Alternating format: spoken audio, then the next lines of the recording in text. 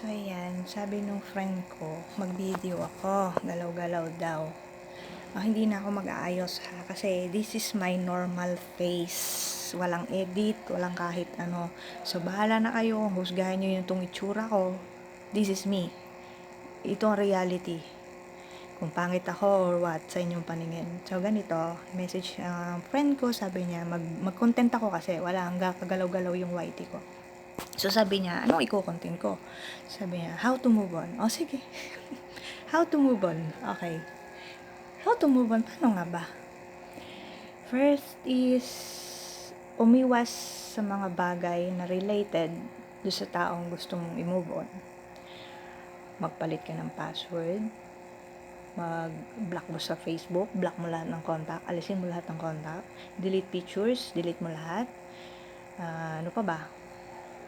Actually, wala namang paraan, 'di ba? Kung paano mag-move on. It's up to you kung gusto mo mag-move on.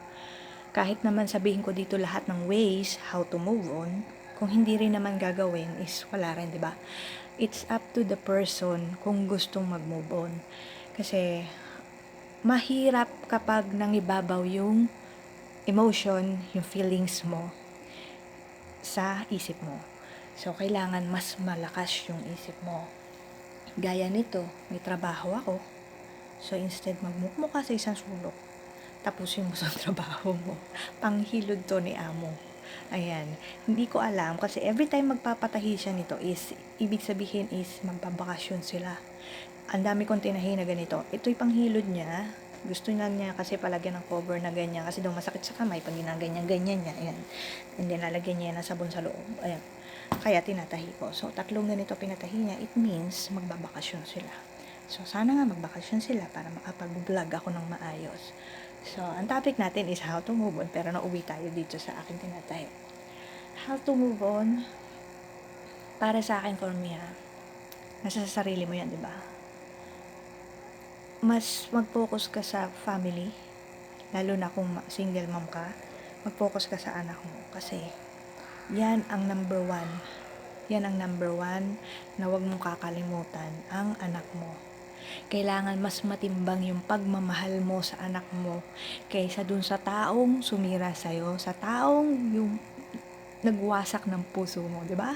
Kasi anak mo yan dugot laman. Hindi mo dapat yung pabayaan. Hindi ka dapat malugmok sa kalungkutan dahil lang binigo ka ng taong nangako sa'yo ng forever. Ayan. Teka muna, may nag-pop up na message. O mamaya na kita babasahin. So, ganito.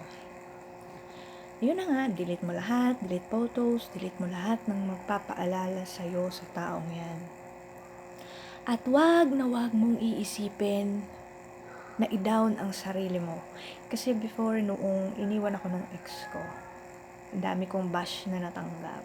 Kasi lumalaban din ako Ayoko nung aapihin mo lang ako basta. Lumalaban ako. Nandun yung sabihan ako na mukha ng matanda, ganito, ganyan, iskandalosa, ganyan. So, I don't care kung anong sabihin nyo sa akin. Ang akin is gusto kong lumaban kasi walang lumalaban para sa akin. Ako lang ang lumalaban para sa sarili ko. So, dun sa way na yon, doon ko pinakikita lumalaban ako. Yan. So, first thing siguro is the best na gawin is mas lumapit kay God. Kasi kung sa mga kapwa mo lang ka makikipag-usap, sari-saring kuro-kuro, sari-saring opinion, sari-saring payo, mas lalo mo lang kinakalkal yung sakit. Diba? Kung ano-ano mga masasabi sa'yo, ay, ang tanga mo kasi, ganyan, nung ka pa sinasabihan, etc. etc. Mas lalong umaano yung isip mo, mas lalo kang nadadown na, nagpakatanga nga ako, ganito, ganyan. First thing to do is, punta ka sa isang lugar, manahimik ka muna at magdasal, mag-analyze ng mga pangyayari, mas makipag-usap ka kay God. That's the best thing to do. Makipag-usap kay God. Humingi ka ng peace of mind. And then, kontakin mo pamilya mo, libangin mo sarili mo sa pakikipag-chat sa anak mo. Ganun lang kadali mag-move on. Huwag mong intindihin yung sakit na nararamdaman mo dahil lalo lang siyang sasakit at hindi ka makakaahon sa kumunoy na kinalalagyan mo. Ganun po yun. Ang galing ko magsalita pero ewan. Siguro sa ngayon tingin ko strong na ako eh. Kasi before nung sa ex ko, yung sa ex-husband ko, nandiyan inisip ko magpakamatay, inisip ko magwala, magpakasira, and then naisip ko paano yung anak ko? Kawawa yung anak ko, di ba? Kinawawa na nga ng ama, kawawain pa ng ina. Ngayon, kung kayo naman ay mga single, wala naman kayong ina, isipin nyo, kapatid nyo, parents nyo, kawawa sila, di ba? Kapag ikaw ay nasira, kapag ikaw ay na-down, kawawa sila. So, dapat mas matimbang ang pagmamahal nyo sa pamilya nyo. Sila dapat ay priority nyo kasi sila yung forever nyo eh. Sila lang yung nandyan. Wala kahit sino, walang kaibigan, walang kahit sino. Sila lang, ang family mo lang ang forever na nandyan sa'yo hanggang sa huli. Sila lang yung pwede mong takbuhan na kahit anong sama mo, kahit anong ugali mo, ang family is nandyan pa rin. So, lesson in life, huwag ka laging padala sa kilig. Di porke pinakilig ka, mahal na mahal ka na, loyal na sa'yo, faithful na sa'yo. Hindi yun. Kailangan palagi pa rin ginagamit ang utak. Kailangan matalas palagi pakiramdam mo. Dapat alam mo kung may mali na. Dapat alam mo yung limitasyon mo kung hanggang ano lang ang dapat mong ibigay. Huwag mong ibigay lahat. Dahil kawawa ka sa bandang huli. Ikaw rin ang masisisi. Kasi ganyan ka, alam mo nang ganun, pinasok ko pa. Kasalanan mo lahat. Alam mo, isa pati, ang nakakapagpahirap sa pag-move on, yung nakakaramdam ka na ng anxiety, depression, na nawawalan ka na ng self-confidence na iniisip mo napakapangit mo na. Sobrang pangit mo na kaya ka pinagpalit. Ganun. So, yan ang wag na wag nyong iisipin. Hindi porke pinagpalit ka o iniwang ka is pangit ka. Walang nilalang na pangit ang Diyos. Tayo ay maganda sa paningin ng iba, depende sa tumitingin yan, o diba? Kaya walang pangit. Huwag kayong papayag na sabihan kayong pangit o mukhang etc. mukhang bakla. Aba, ang bakla ay magaganda rin. O kaya doon sa nagsabi sa akin mukha daw akong bakla, napakaganda ng kapatid kong bakla. O, diba? Kung makikita nyo, maganda ang kapatid kong bakla. So, I don't care kahit sinabihan akong mukhang bakla. Dahil ang ganda ng kapatid kong bakla. O, ayan na, naiba na yung topic natin. So, ayan na, para kay Oyi, ito na, meron na akong content. At salamat sa'yo sa pag-pop up sa messenger ko at nakaisip ako ng content. So, pasensya na kayo sa background. Yan ang background ko. Kasi dito na ako kumakain. So, ayan lang guys. How to move on? Nasa sa sarili mo yan kung paano ka mag-move on. Magpayaman ka, magpaganda ka, stay healthy, stay strong, and stay beautiful. At para dun sa mga na-bully ko, sorry sa inyo.